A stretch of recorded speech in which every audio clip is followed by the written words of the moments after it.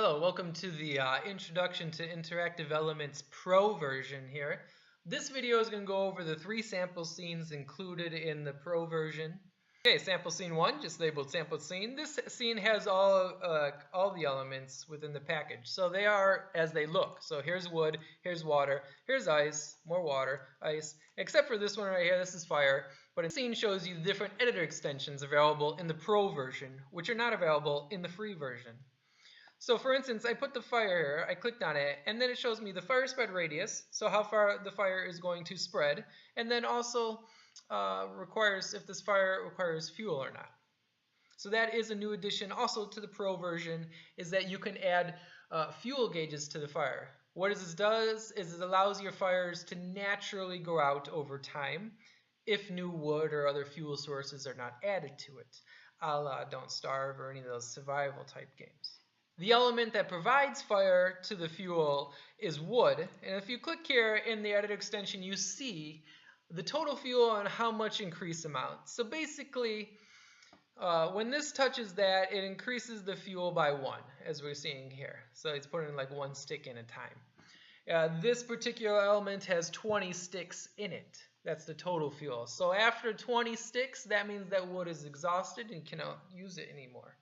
In addition to those, the fuel gauge and these editor extensions, we have a new editor extension for water. So water can turn into ice when freezes.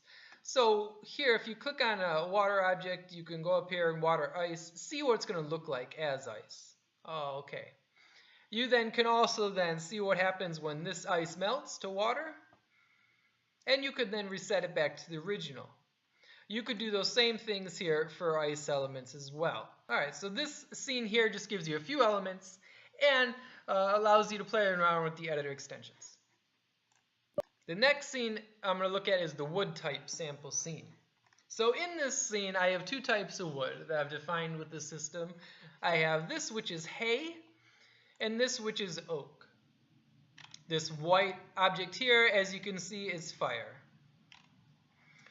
So the hay, as you see, we have fire, fuel increase amount is 1, but it's only got a total of 5. So after 5 times put in the fire, it's over.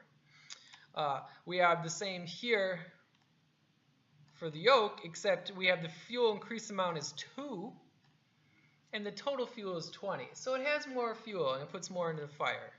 Keeps it alive longer. Additionally, if we hit play for this scene, I'm just going to C mode. We can see the fire here, and it's going to catch the hay on fire. And see, the hay catches on fire much more quickly than the oak. And then if we keep watching it, the hay exhausts itself, and now it's these ashes. You could define these with the scriptable object. This is my placeholder for now. We see here oak is turned into fire, but our original fire, it didn't get any new fuel, so it burned itself out. However, before it did, it was able to transfer the fire over to here. Alright, so the wood type sample scene allows you to play around with the different wood types and the fire and how they relate to each other. The last scene here is my personal favorite, so if we take a look here in game mode, what will happen is there's a little baby fire down here. And we see it slowly spreading across all of these wood objects. There's close to 1,000 here wood objects. You can see them in the hierarchy. If you want. But then this just shows you how your fire is going to spread. So you could play around with your fire spread properties here. You could take a look at the ones that I already have defined by clicking on the fire, going to fire values, and then here you go. You can mess around with these, and you could change how quickly it spreads the fire, to how many objects it spreads the fire, all that good stuff. Some new additions to Pro version here includes a way to optimize the fire spread. So this will reduce garbage collection, increase speed at the cost of accuracy of the fire. An object limit for fire spread. So of course the lower that is, the better performance you have, and the higher it is, it'll affect performance. But then you'll be able to spread to more objects. Now keep in mind, these things are you want to change these at the last part. They're not going to change the performance as much as the prefab here. So right now the prefab is being instantiated. So all of these things are being instantiated. That takes up a lot more performance than any of these things, any of these values will. So my advice to you, if you are having performance issues with the fire spread, change the prefab to not instantiate, but instead use object pools.